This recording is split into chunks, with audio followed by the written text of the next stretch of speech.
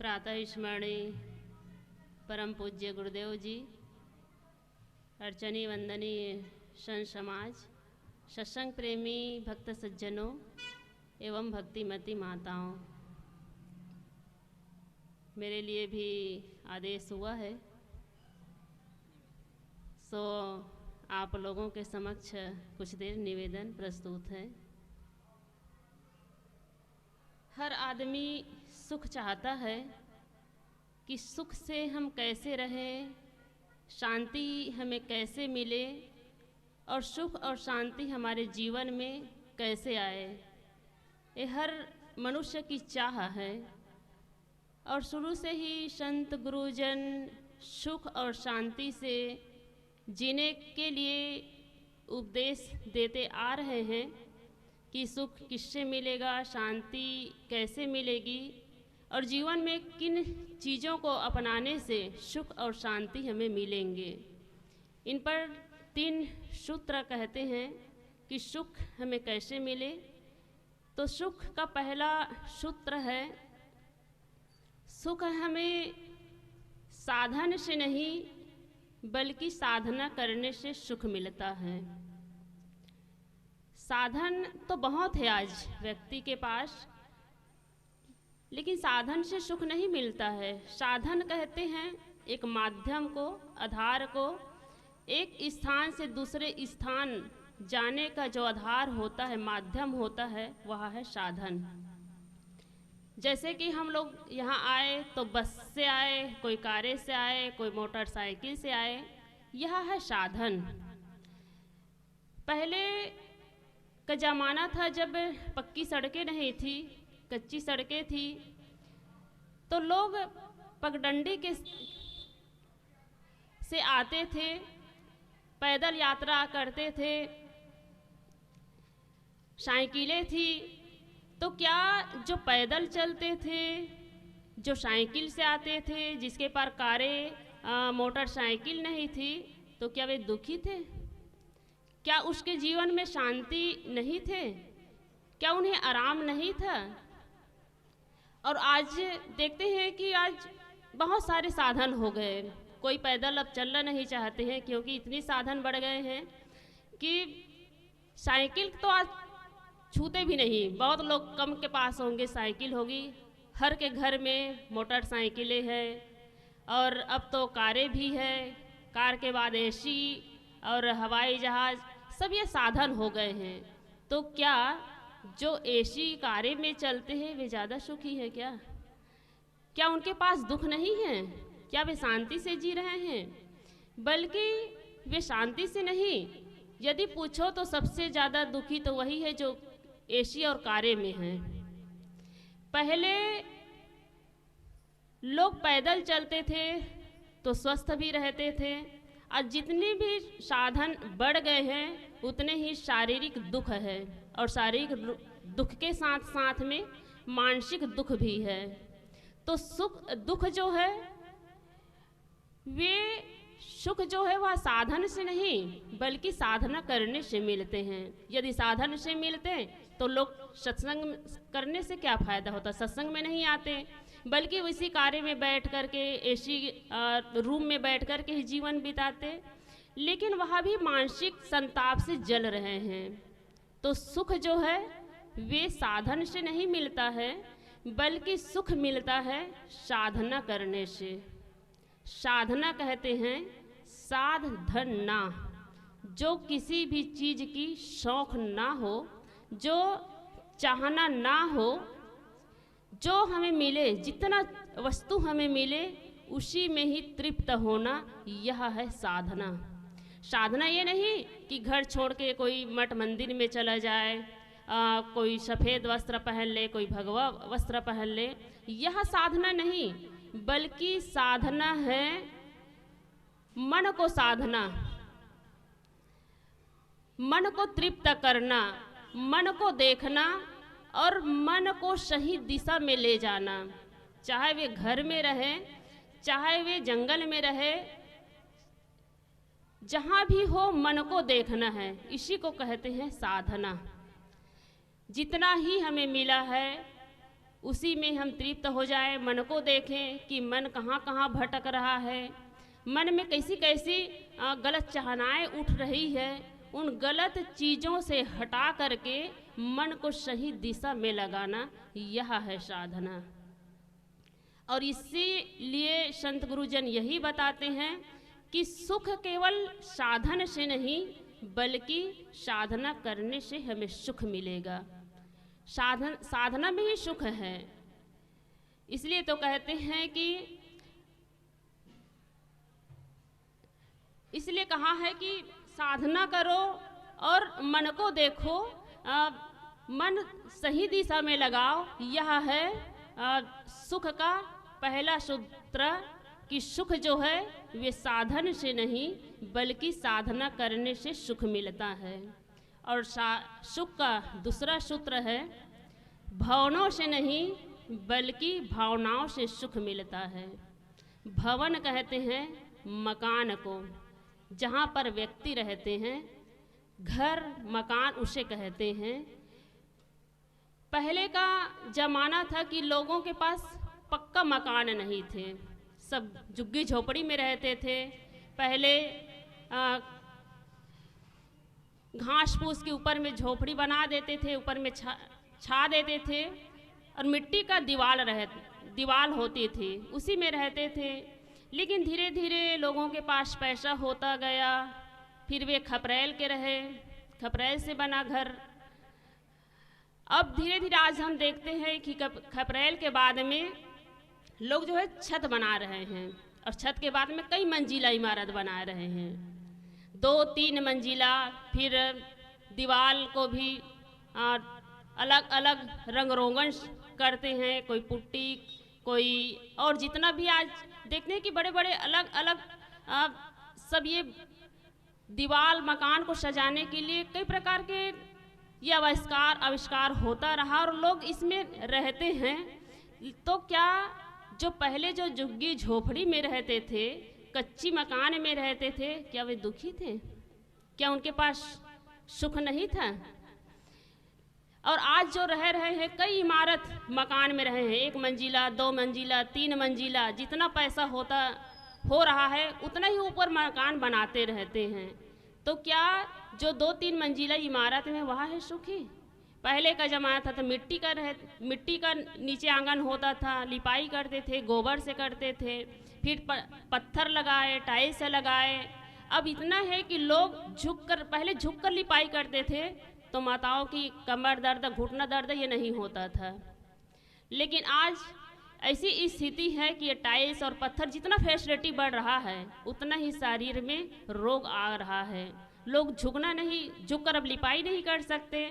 सबके है कि खड़े खड़े पोंछना, खड़े खड़े झाड़ू लगाना।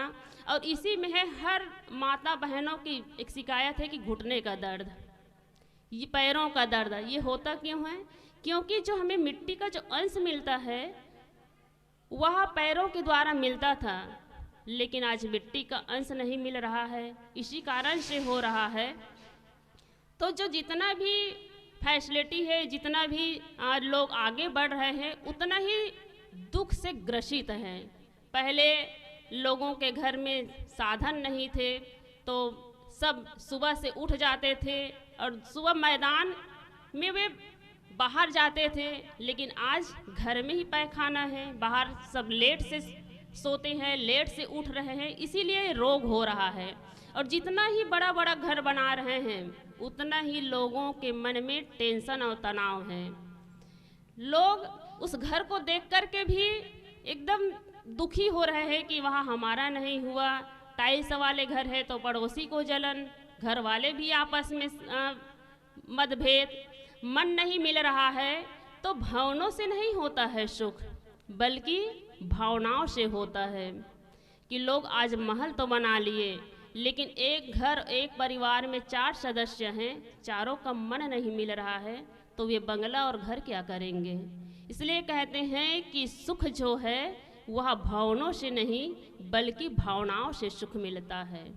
भावनाओं कहते हैं कि एक दूसरे के दुख और सुख में शरीक होना, एक दूसरे के भावनाओं को समझना, संवेदनाओं को समझना, लेकिन आज हम बड़े बड़े बंगला बनाने में, बड़े बड़े महल बनाने, पुट्टी और रंग रोगन में ही आज हम इतना व्यस्त हो गए हैं कि 4 लोग हैं लेकिन चारों लोगों का मन नहीं मिल रहा है। हर व्यक्ति को एक सेपरेट रूम चाहिए, और रूम ना मिले उसी में दुखी, उसी में लड़ाई झगड़ा, उसी में तनाव कि घर बना रहे हम, एक रूम के भी हम अधिकारी नहीं हुए।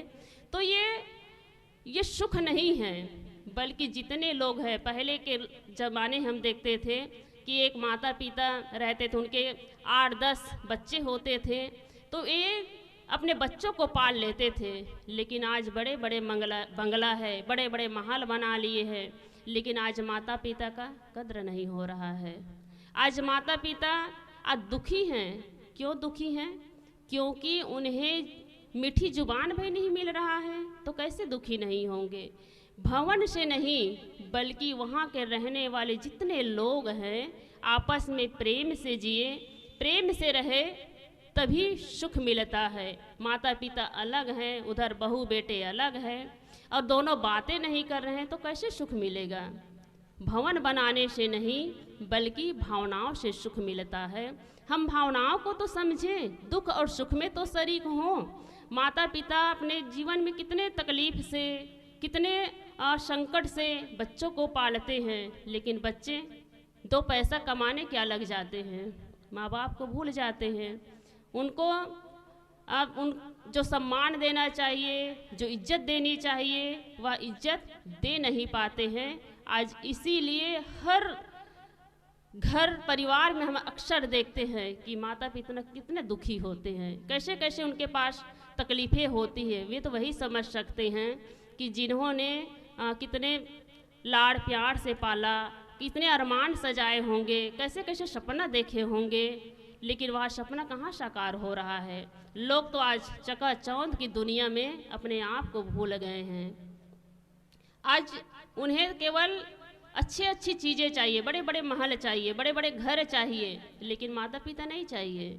और बिना घर के, माता पिता के बिना वह घर नहीं है, बल्कि वह एक जीता जागता शमशान कहना चाहिए, जहाँ पर माता पिता, बड़े बुजुर्ग और जो परिवार के जितने सदस्य हैं आपस में मनभेद है, और जहाँ पर मनभेद है वहाँ पर वो धन क्या करेगा? वो धन की कोई कीमत नहीं है, ऐसे धन की जहाँ पर बड़े बुजुर्गों का आदर ना हो। ये है कि केवल भवन से नहीं, बल्कि भावनाओं से सुख मिलता है। और सुख का तीसरा सूत्र है कि उच्चारण करने से नहीं, बल्कि आचरण करने से सुख मिलता है। उच्चारण कहते हैं कहना, बोलना, बातें करना। आज हम बड़ी बड़ी बातें तो कर देते हैं, लेकिन क्या जो हम बातें करते हैं उसे हम अपने जीवन में लाते हैं? क्या हम जैसा हम कहते हैं वैसा हम जी रहे हैं? उच्चारण कहना कोई बड़ी बात नहीं है, ये तो कोई भी बड़ी बड़ी बातें कह देंगे। इसलिए कहते हैं कि उच्चारण करने से नहीं, बल्कि आचरण करने से सुख मिलता है। आचरण कहते हैं अपने जीवन में लाने को। बातें करना कि हम कह देंगे कि नहीं, चोरी नहीं करनी चाहिए, झूठ नहीं बोलना चाहिए, पाप नहीं करना चाहिए, किसी को तकलीफ नहीं देना चाहिए, माता पिता की इज्जत करनी चाहिए, ये हम कहते हैं, लेकिन क्या हम दिए हुए अपने उपदेशों को अपने जीवन में लाते हैं? क्या उन बातों को हम जीवन में उतारते हैं?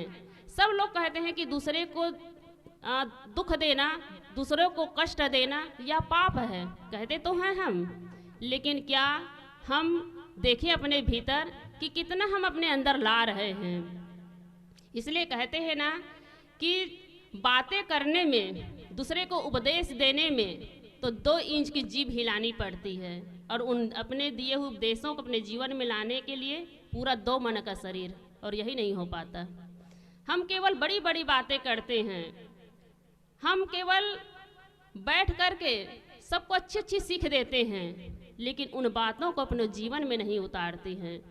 एक चुटकुला है कि एक बार एक गांव में एक पंडित जी की कथा हो रही थी, और कथा में एक मुल्ला जी भी आए थे सुनने के लिए। तो पंडित जी कथा कह रहे थे कथा में उन्होंने कहा कि जब दो व्यक्ति बातें कर रहे हो तो दो व्यक्ति के बात कर रहे हो तो उस बीच में टोकना नहीं चाहिए और उनका व्यवधान नहीं करना चाहिए, क्योंकि दूसरे के बातों में व्यवधान करना, दूसरे के कामों में अडंगा डालना यह पाप है, यह गलत बातें हैं।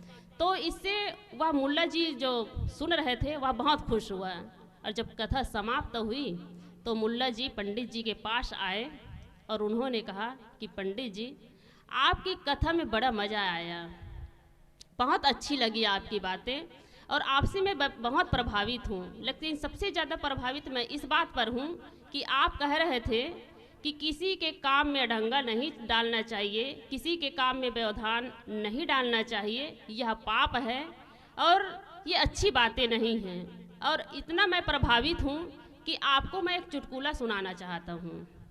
मुल्ला जी ने पंडित जी से कहा कि इसी बातें पर मैं आपको एक चुटकुला सुनाना चाहता हूँ। पंडित जी ने कहा कि हाँ हाँ सुनाओ। तो मुल्ला जी ने कहा कि पंडित जी, चुटकुला 4 खंडों में है, ज़रा ध्यान से सुनना, आप लोग भी ज़रा ध्यान से सुनना, क्योंकि इधर उधर ध्यान भटक जाए तो सुन नहीं पाएंगे। तो चुटकुला कितने खंडों में है? 4 खंडों में। मुल्ला जी ने कहा कि पंडित जी, चुटकुला 4 खंडों में है। तो चुटकुला का पहला खंड शुरू होता है।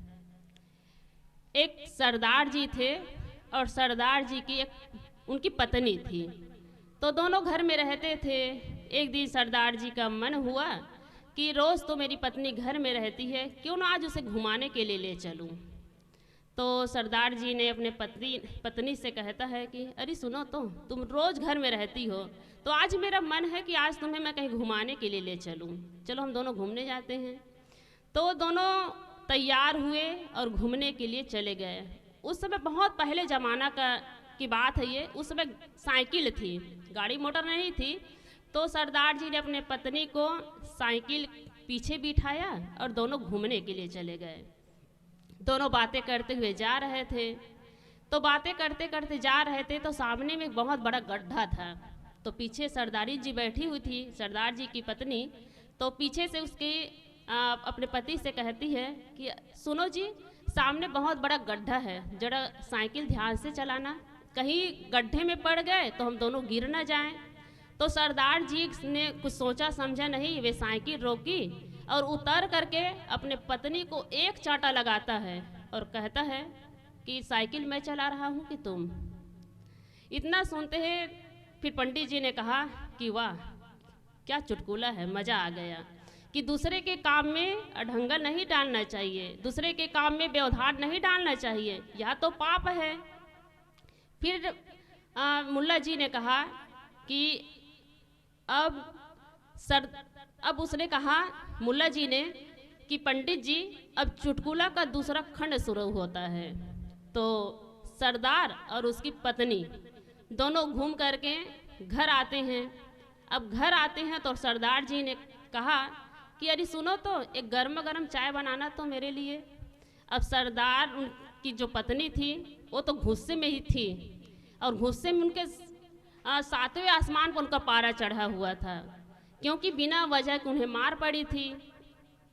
तो सरदार की पत्नी वे स्टोव में चाय रखी और ज़ोर ज़ोर से हवा भरने लगी। गुस्सा के मारी इतना ज़ोर ज़ोर से हवा भरने लगी कि सरदार जी बगल में बैठे हुए थे, उसने कहा अरे सुनो, तो तुम इतनी ज़ोर ज़ोर से हवा क्यों भर रही हो?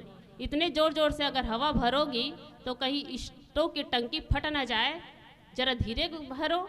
तो उनकी पत्नी कुछ सोचा समझा नहीं, वे हवा भर रही थी, स्टोव जला रही थी, और उठ करके आती है और अपने पति का दाढ़ी पकड़कर एक तमाचा गाल को लगाती है और कहती है कि चाय मैं बना रही हूँ कि तुम।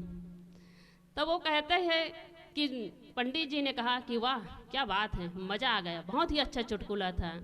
तो मुल्ला जी ने कहा कि पंडित जी, अब चुटकुला का चौथा खंड शुरू होता है। इतना ही कहे थे कि सरदार जी इतना ही कहे थे तो बीच में वहाँ रोक कर टोक कर कहता है पंडित जी कि अरे छोटे मियाँ जी, आपने चुटकुला का पहला खंड सुनाया, चुटकुला का दूसरा खंड सुनाया और दूसरा, पहला और दूसरा के बाद भी एकदम चौथा कहाँ से आ गया? जरा तीसरा खंड तो सुनाइए। तो मुल्ला जी ने कुछ सोचा नहीं और उठ करके पंडित जी के पीठ में एक घूंसा लगाता है और कहता है कि चुटकुला मैं सुना रहा हूँ कि तुम। कहने का मतलब है कि हम दूसरे के बातों में अढ़ंगा डालते हैं, हम भूल जाते हैं कि दूसरों को उपदेश देना ये सरल है। क्योंकि पंडित जी भी कह रहे थे कि जब दूसरे बात कर रहे तो बीच में टोकना नहीं चाहिए, और वे भूल गए कि मैं भी टोक रहा हूँ। तो कहने का मतलब है कि दूसरे जो बोलते हैं, दूसरे जो कहते हैं, दूसरों को उपदेश देना, दूसरों को बड़ी बड़ी बातें करना, बताना, यह तो बहुत ही सहज है, बहुत ही सरल है। इसलिए सदगुरु कबीर साहब जी ने कहा है, कहंता तो बहुते मिला, गहनता मिला न कोय, सो कहंता बही जान दे, जो न गहनता होए। सदगुरु कबीर साहब जी कहते हैं कि ज्ञान की बातें कहने वाले बहुत लोग हैं, लेकिन उन ज्ञान की बातों को अपने जीवन में उतारने वाले, अपने जीवन में डालने वाले बहुत कम, बहुत ही विरला है, बहुत कम लोग हैं।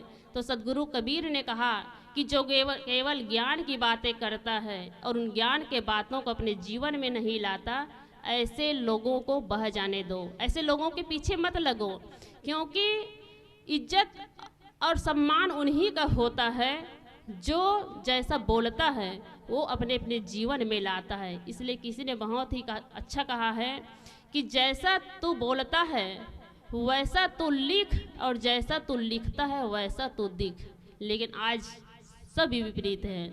लोग बोलते तो हैं लेकिन करते नहीं हैं, करते तो हैं, करते कहते तो हैं लेकिन वैसा करते नहीं है। आज आदमी की कथनी, करनी, लेखनी सब विभाजित, कहेंगे लिखेंगे बड़ी बड़ी बातें, बड़ी अच्छी अच्छी बातें, लेकिन इन सारी बातों को अपने जीवन में नहीं ला पाते हैं। इसीलिए आज व्यक्ति सुख से नहीं है, आज शांति नहीं है। आज जीवन में अशांत इसलिए है क्योंकि लोग केवल धन की प्रमुखता और साधन के बीच, साधनों में ही लगे हुए हैं, साधन में लगे हुए हैं, साधना नहीं करते हैं। आज बड़े बड़े महल बनाने में, कारें और एसी में ही लोग मस्त रहते हैं, लेकिन एक दूसरे के भावनाओं को समझ नहीं रहे हैं। आज परिवार में तो हैं, लेकिन परिवार और समाज में एक दूसरे व्यक्ति, आपस में व्यक्ति के मन नहीं मिल रहा है, सामंजस्य नहीं है। माता पिता को इधर मुंह रखे हुए हैं तो बेटा बहू उधर है, ना बहू को सास की इज्जत, ना सास को बहू की, ना पिता को बेटे की, ना बेटे के पिता की। तो इस प्रकार से लोग आज दुखी हैं। इसलिए दुखी है क्योंकि मन का मिलन नहीं हो रहा है, मन को एक रूप नहीं कर पा रहे हैं। और ये होता क्यों है?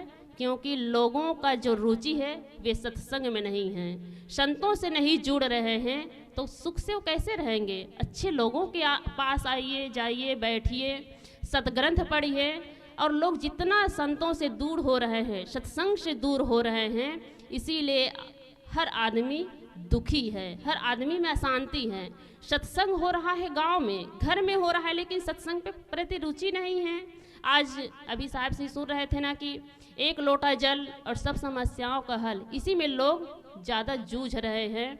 और वह भी सही है क्योंकि धर्म में जोड़ने के लिए एक शुरू कदम चाहिए, लेकिन समस्या कैसे हल होगा?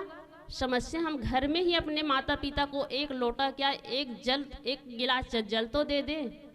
जो मांग रहे हैं उनसे तो प्रेम से बात करें, उनसे तो मन को मिला कर के रखें। और यही है हमारा समस्या। और हमारी समस्या, सबसे बड़ी समस्या है मन को देखें और मन को देख करके मन को सही दिशा में लगाए। और जब दिशा सही होगा तब हमारी दशा सही होगी। इसलिए सत्संग से जुड़े, संत गुरुजनों से जुड़े, और जितना भी समय बचे हम सदग्रंथ का अध्ययन करें, और सदग्रंथ का अध्ययन करके उन सारी बातों को हम अपने जीवन में आचरित करें, तभी सुख और शांति से जीवन व्यतीत हो सकता है।